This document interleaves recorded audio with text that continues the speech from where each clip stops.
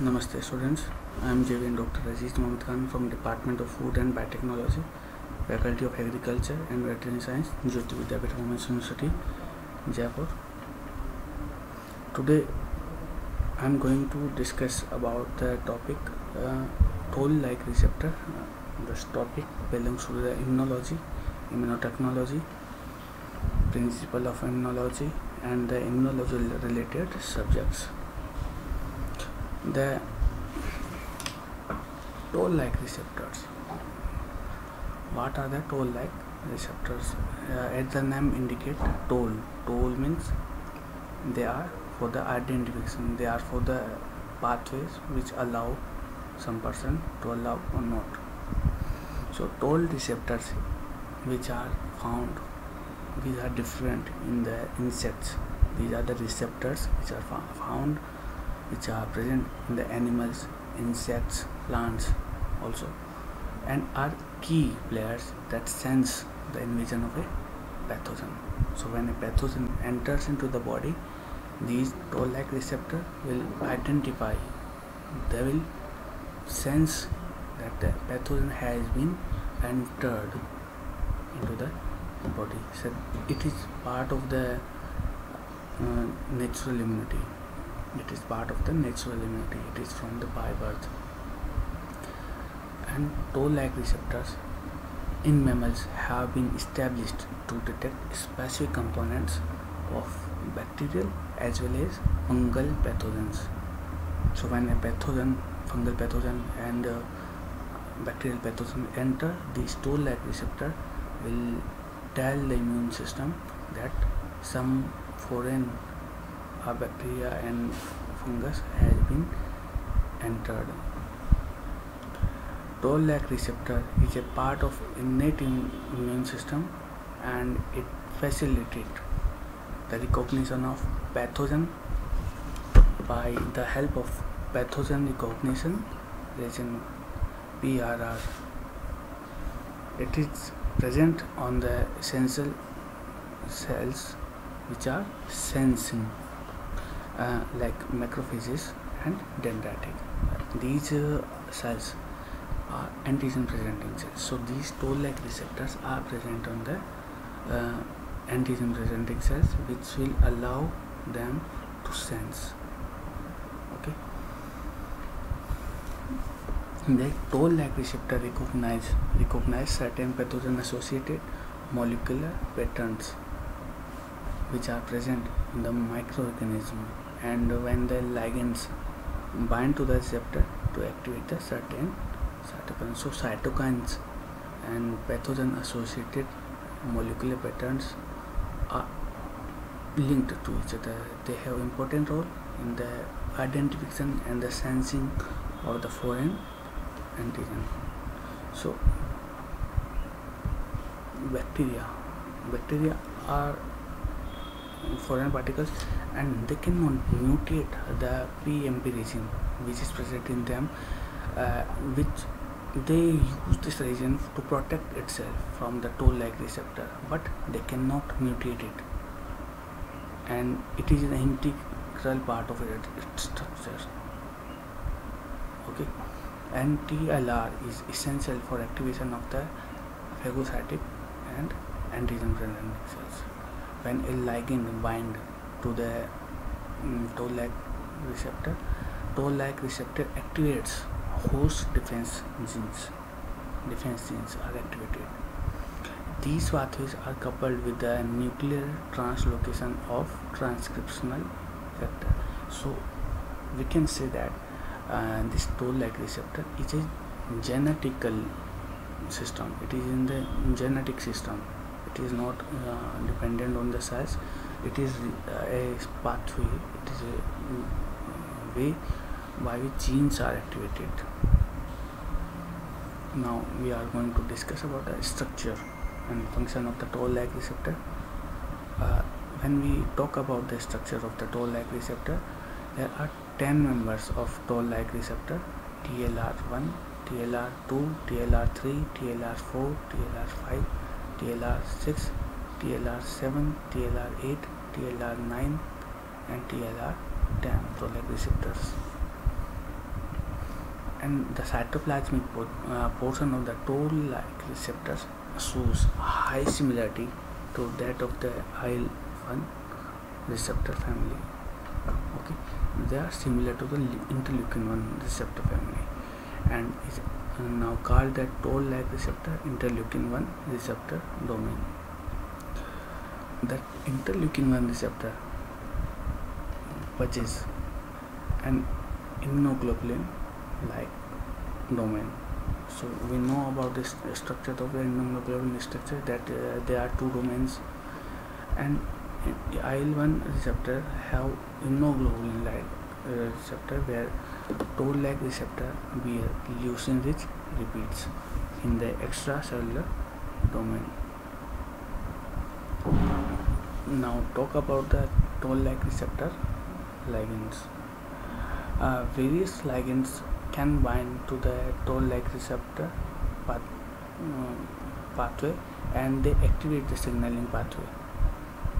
These ligands are parts of the pathogenic microorganism.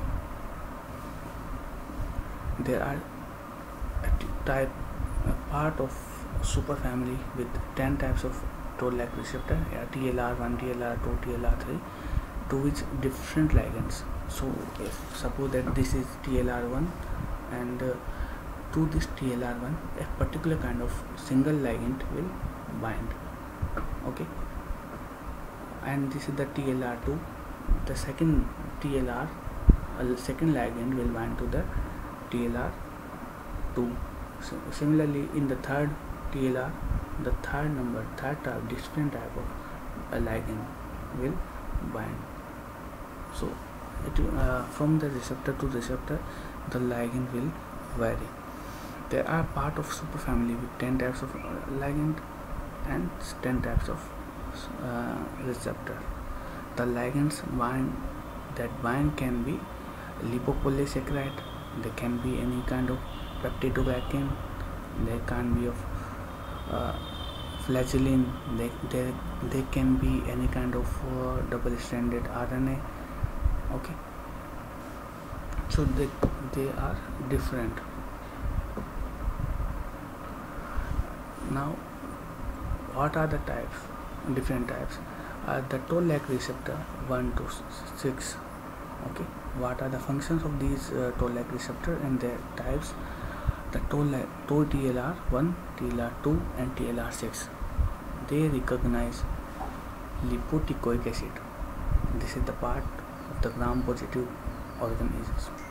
Lipoteichoic acid is a part of the gram-positive organism, and lipoarabinomonas from mycobacterium. So these 1 to 6, TLR 1 to 6 will recognize these particles.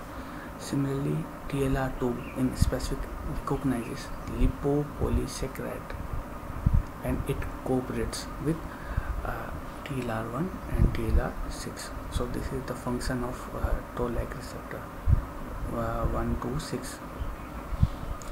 Macrophages from the toll-like receptor 6 deficient mice cannot produce any kind of CD36, which is a receptor family on its surface, and similarly they react with triacyl lipopolysaccharides. TLR1 deficient mice react with diacetyl, but not triacyl lipopolysaccharide. The TLR3 recognize double-stranded DNA, which produced during viral replication, and type 1 interferon is produced. TLR4, when we are talking about the TLR4, it is the lipopolysaccharide receptor, and it transduces its signals. It will bind to lipopolysaccharides and LPP complex, which is formed, and this is associated with the CD14 on the macrophages. MD2, a secreted protein, reacts with the extracellular region of the toll-like receptor number 4. And TLR5, it is a flagellin in the flagellated bacteria, which acts as a ligand to activate TLR5 5. Now TLR7, what is the function? It is used in the treatment of infectious disease, as it is used as an antiviral imidazole that is against HPV. TLR9, it helps in the recognition of CpG-DNA. CpG-DNA recognizes endosomes after non-specific uptake of cells. It is not a cell surface receptor like other. Now TLR10, it has an anti-inflammatory reactions unlike other toll-like receptor. It is very helpful in suppressing cytokines. TLR10 mechanism was found to suppress necrosis factor Kb and membrane-associated protein kinase signaling. It is found in the spleen, lymph nodes, B cell surface, but not the T cell surface. So we have also mentioning where they are found. Now TLR11 also, it is present in the monocytes, monomacrophages and dendritic cells. When an infection of Toxoplasma gondii occurs, profin from it acts as a ligand for the TLR11 to activate the dendritic cells, and which will lead to the production of the T cell production. What are the pathway of TLR activation? In the TLR mediated signaling pathway, MYD88 pathway is used and TRAF6 play critical roles. MYD88 is an adapter protein which produces inflammatory cytokines. There are 4 high inflammatory cytokine family members: IRAK1, IRAK2, IRAKM and IRK4. IRAK4 deficient mice show most no-inflammatory response. Ligation of TLR promotes dimerization of results in the recruitment of MYD88 pathway. First, when ligand bind to the toll-like receptor, the toll-like receptor dimerization occurs and they recruit MYD88 adapter.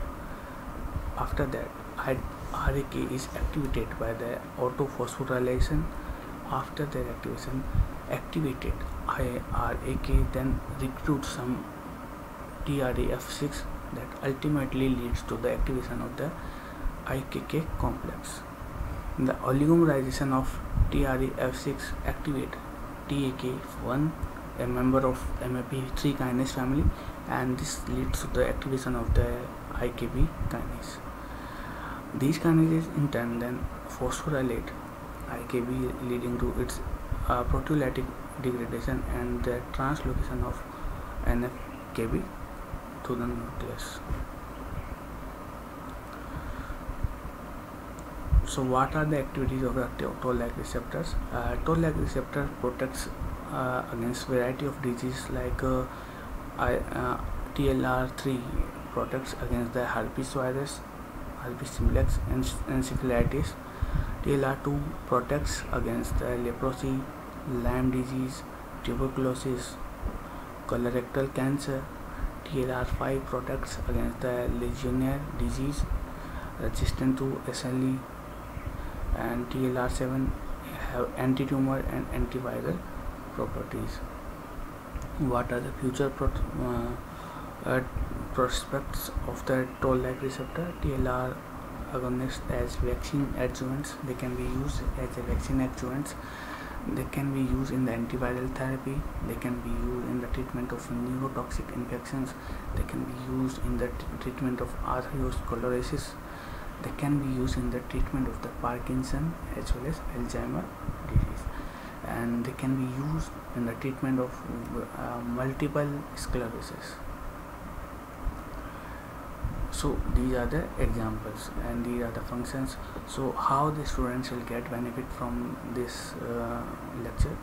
they can be aware about what are the toll-like receptors, what is their use, what are their advantages, what are their future aspects, and what is the pathway of toll-like receptors, and which kind of questions can be attempted.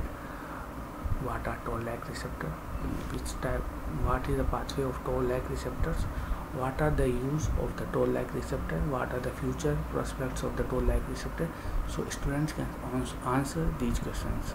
So my lecture is over here. Thank you very much.